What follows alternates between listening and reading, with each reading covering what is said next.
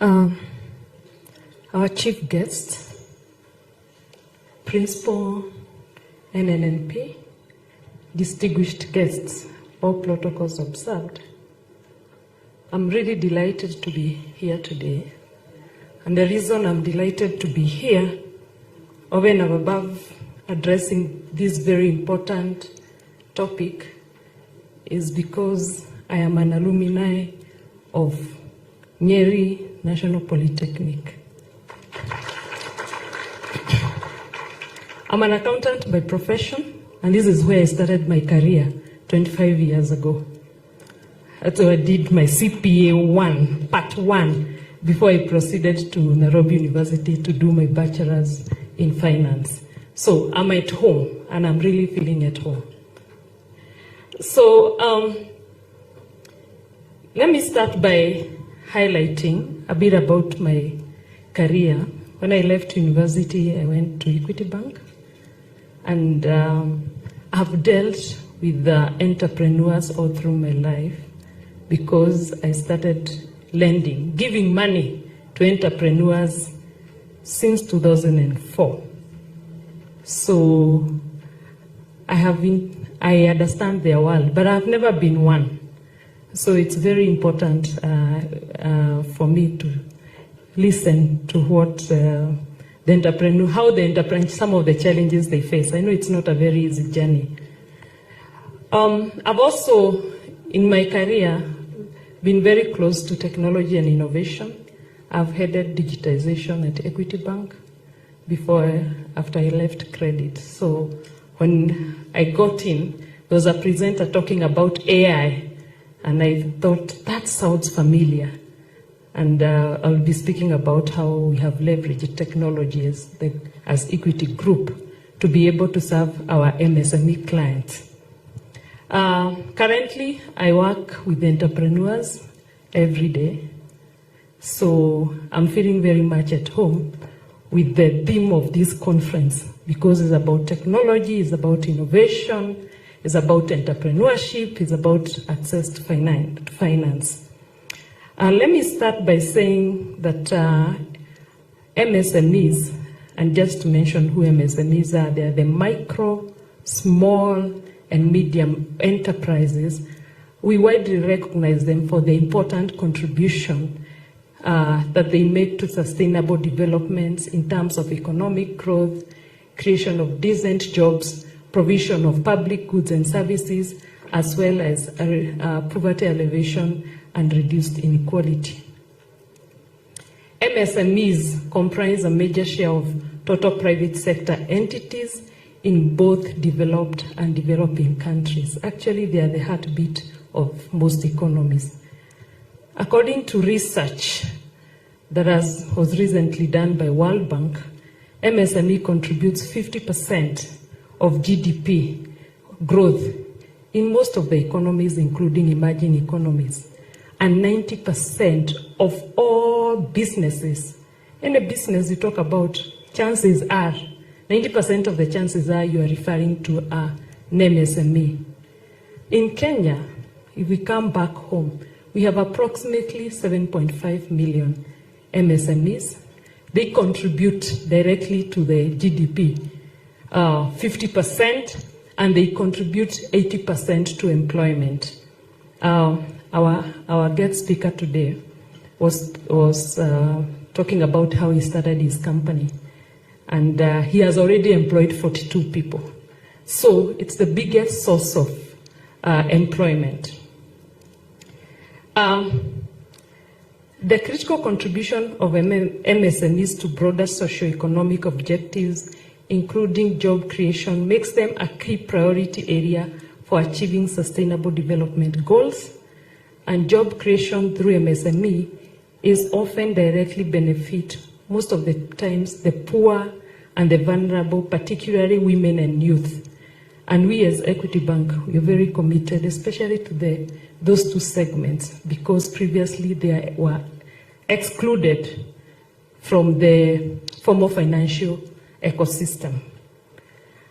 MSME development has the potential for wide-reaching impacts on sustainable development, which includes ending poverty.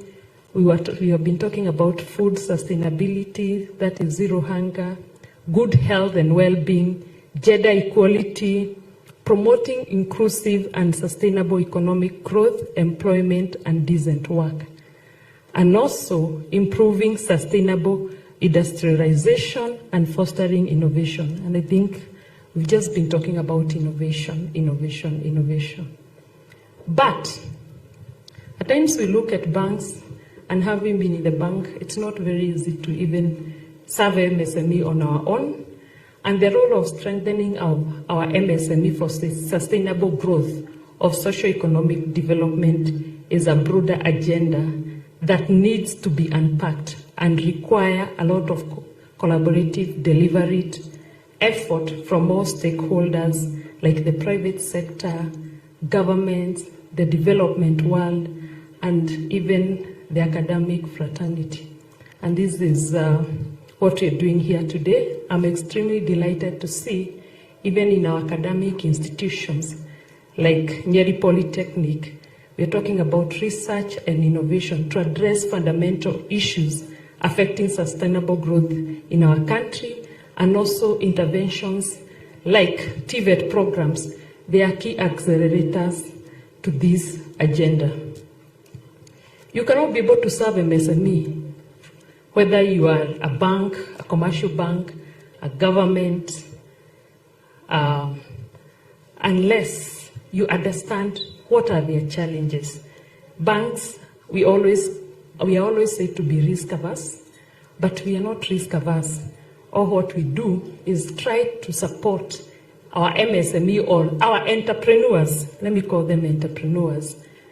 But also, we take depositors' money, and we have to ensure the money goes back to the depositors.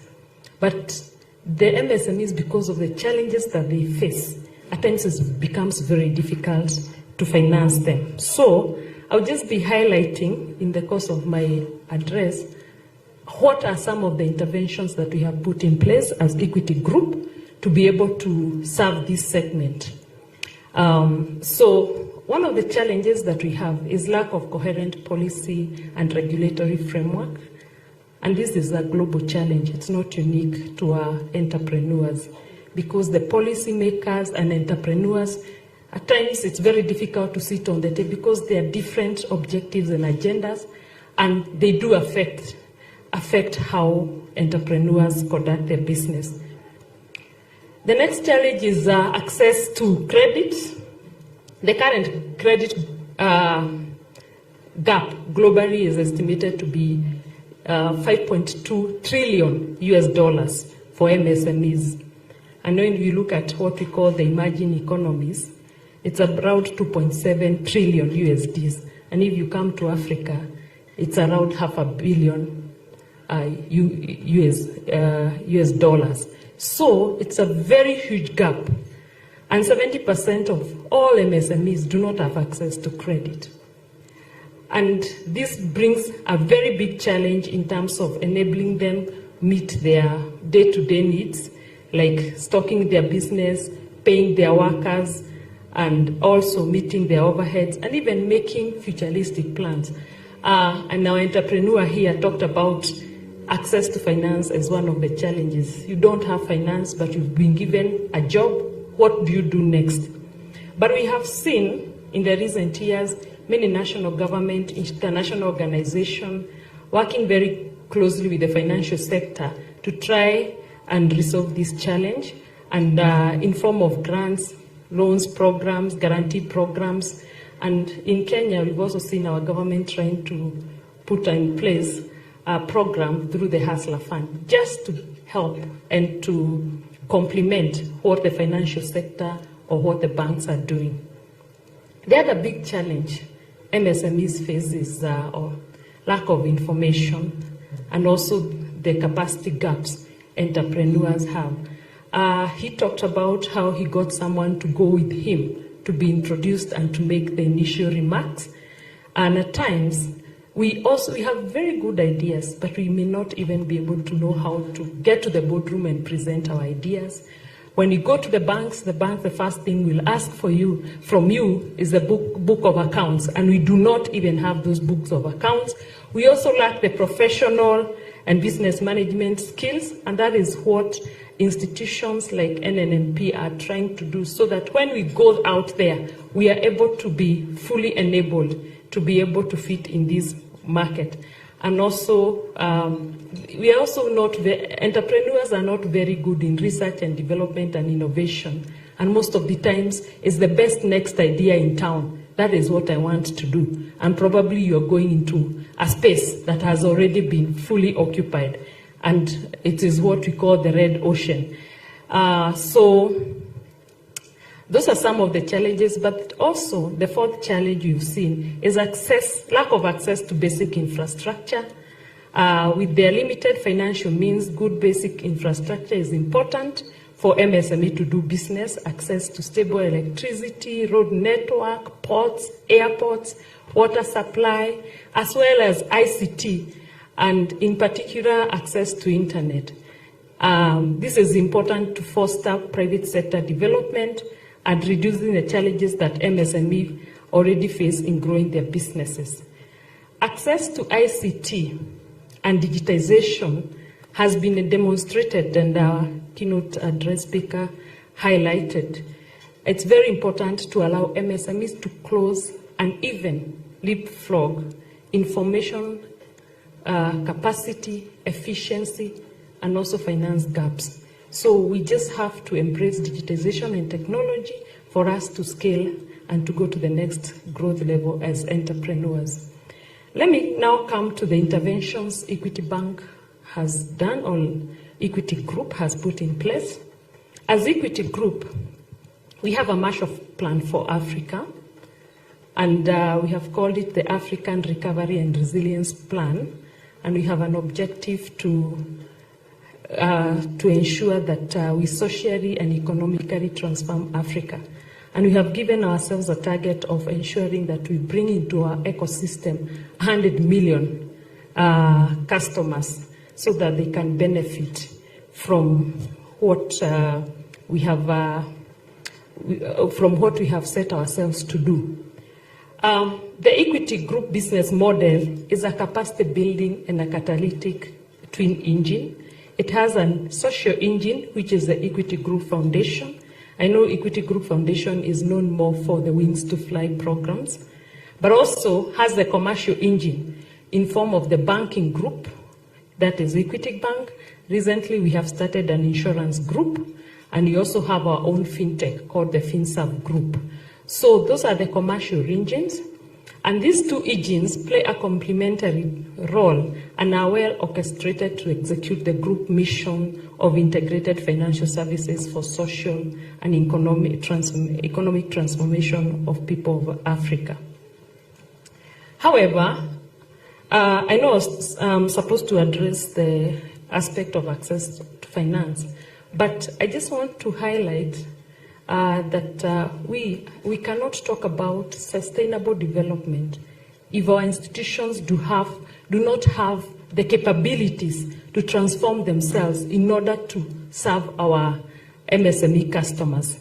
And one of the things that we have done is to leverage off technology and innovations to enable and scale our social and economic transformation agenda. So the role of innovation technology is not only for entrepreneurs, even big institutions like Equity. We cannot leave innovation and technology behind. I just want to give you an example or just highlight what Equity has done. Between 1994 and 2003, Equity disrupted the access to financial services and democratized banking by lowering barriers of access. We know the banking was just a preserve for few. Then the banking penetration was less than 4%, but we know today above 70% of the adult population have a bank account. Between 2004 and 2006, we were the first bank to introduce mobile banking through *247#, what we used to call Benki Yako Mkononi. And we used the technology, what we call the USSD, banking by partnering with telcos. Between 2007 and 2013, we introduced agency banking and merchant banking, and we became the biggest agency and payment network in the bank. This was enabled by technology because the agent has to see how your account sits in the bank. We could not have done this without technology, and this gave access to our customers in rural areas, and therefore what we did was to lower the cost of doing business for our customers, including our MSME, by compressing time and distance. In 2014 and 2017, we acquired our own telco called Equitel. I'm sure every time we talk about our lines, it's 0763. 0763 is our own telco, the Equitel. And we were the first bank to acquire our own MVNO. And up to date, I don't think there's any other bank that has gone that route. And we used what we call the SIM toolkit to deliver financial services, whether it's loans, insurance, transacting capabilities to our customers. Now, in between 2018 and current, what we're doing is to ensure that we increase our digital footprint by leveraging our channel infrastructure, that is the mobile channels, internet, and so on and so forth. We have enhanced our payment capability and expanded our payment network by partnering with our customers, and we have introduced what we call the Pay with Equity Till, where kulipa ni rahisi na Equity. I'm sure you've heard about that, and we have close to 1 million of our customers having Equity Tills, and we're transacting over 2 billion shillings per day. There has been a lot of talk about AI.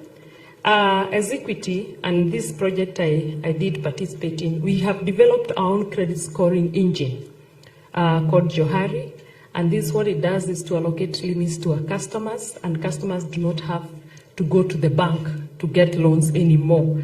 And we are able to rate the customers based on our own internal data, alternative data from credit bureaus and other sources, and this has been achieved by leveraging data analytics capabilities and emerging technologies like artificial intelligence and machine learning and other statistical models. We have also established an InsurTech. We need to ensure that as a group, we offer you insurance products end-to-end without you necessarily coming to the bank. Our Easy Chama platform is a platform we are giving our customers, and this also, I'm continuing to talk about the use cases of technology within the bank ecosystem to save and manage their financial records. They don't need to use books to manage their chamas. We also have EasyBiz for our SME customers, and they don't need to come to the bank to withdraw money so that they can pay their workers or pay their suppliers. We have integrated with the bank directly, so the accountants and financial officers for our SMEs have a very easy job to bank accounts seamlessly. But let me now come closer to the topic of the day, access to the finance. What we're saying is that we as Equity, we understand our customers, we know who they are, we know what their fears are, we know their challenges, and we know what they expect from us. And our objective is to be the catalyst for wealth transformation by promoting entrepreneurship and MSME growth. The promise we are giving our entrepreneurs and customers is that we shall empower and facilitate them to transform their business growth and realize their dreams. And as I had highlighted earlier, we cannot do this alone as banks. So what we have done as Equity, we have gone out of our way to look for partners to help us address the challenges that SMEs are facing so that we can be in a position to serve them and also fund their businesses. In partnership, we have collaborated from an equity position where we have our equity shareholders, the anchor shareholders are strong institutions so that in case there are shocks, the bank will not be exposed in any way. And we have IFCs, Rabobank, very strong institution, just ensuring that we remain very solid from a capital base. You know, a bank cannot operate or scale or be able to serve its customers without a very strong capital base. We also have institutions like a European Investment Bank, IFC, that give us funds specifically to be able to reach our SME customers. But much more importantly, because of the risks that we have talked about, we have credit risk sharing guarantees, where we are able to ask our partners to help us, especially to the youth and women. Because when I look at the ideas that are being exhibited the last 3 days, most likely our youths do not have collateral back at home. So how do we de-risk them? So a number of de-risking programs through our Equity Group Foundation. Remember, that is the social engine, and I said we are playing a complementary role.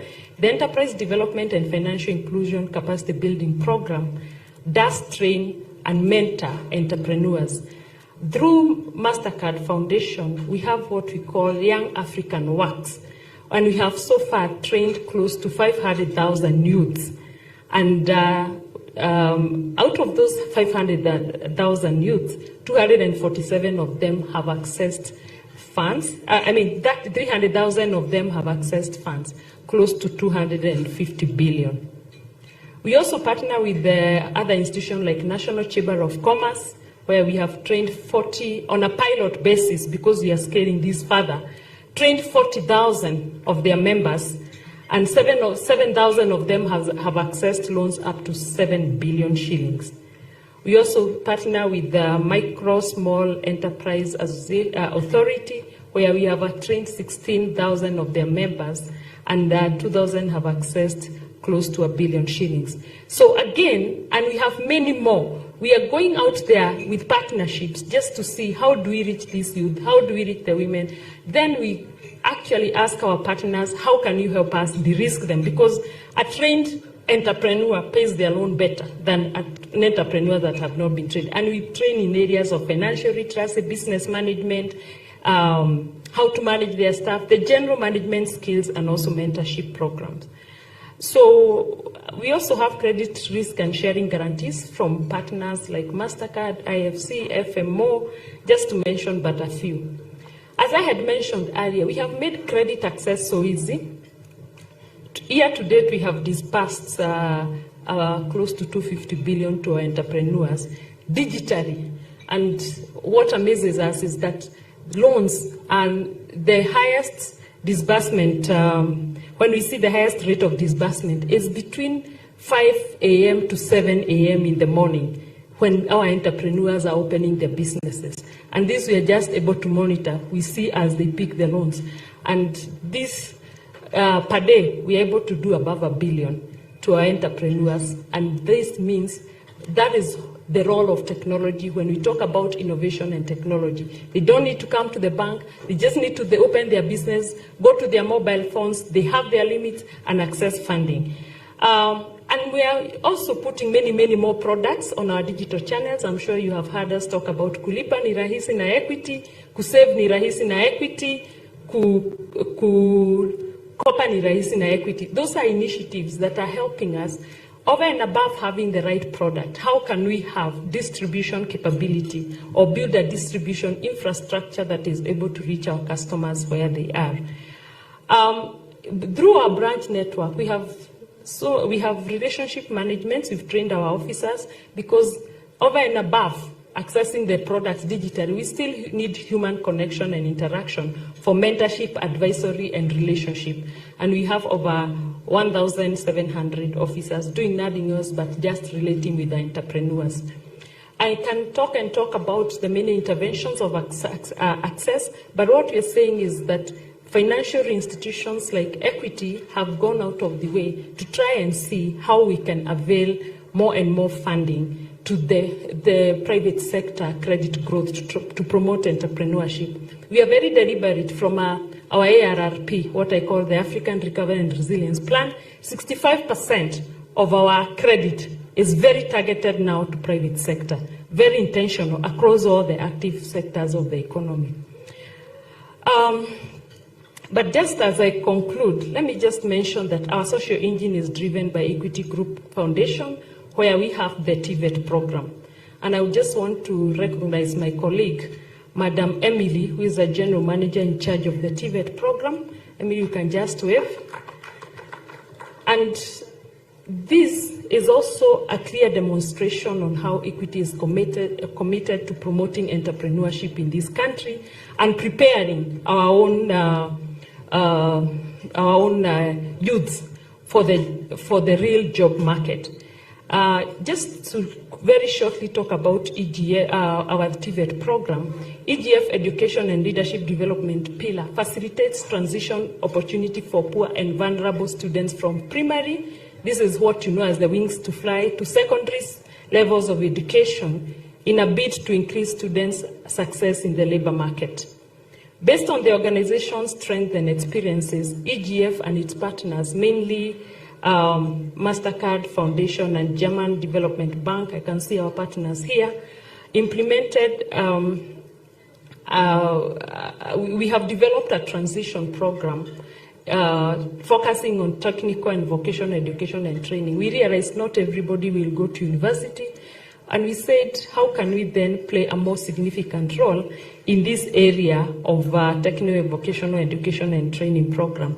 And we have been very intentional to it, just to ensure that we address the high unemployment rate among Kenyan youth. The TVET program was designed the same way as the Wings to Fly program, offering 100% comprehensive scholarship to the scholars, which includes tuition, transport, accommodation, etc. And I'm sure here we have around, Bona Principal, around 117 of our students in this polytechnic. To date, 3,471 scholars have been supported with scholarship in various public TVET institutions. The goal of this program is to close the skill gap and support youth to gain employment and to establish business enterprises. We want to, right from our education programs, we tweak them to ensure we develop entrepreneurs. The transition program focuses on prime sectors where most employment opportunities exist, which include manufacturing, hospitality, construction, agriculture, financial services, information, ICT, and others. The initiative is a skills program for scholars to build skills, credentials, and work experience to give them a competitive edge in the job marketplace. We know we have very few jobs in this market, and we are also seeing the initiative by the government. So as I said, even when it comes to employment, is also one of our key agenda in our African Recovery and Resilience Plan to create at least 50 million jobs in Africa by 2030. So this program is very well aligned to the our ARRP, or African Recovery and Resilience Program. And this is because graduates transitioning to further education, employment, or entrepreneurship have previously been very well equipped with life and employability, exposure, and skills. So, our distinguished guests, ladies and gentlemen, as I conclude, I would like to say that we at Equity Group believe that Kenyan economy can only be transformed by the MSME sector. And we are committed to partnering with the like-minded stakeholders to make this a reality, because we truly believe it is possible and it is doable. Thank you for giving me this opportunity to participate and also to address this important congregation. Thank you. Thank you so much.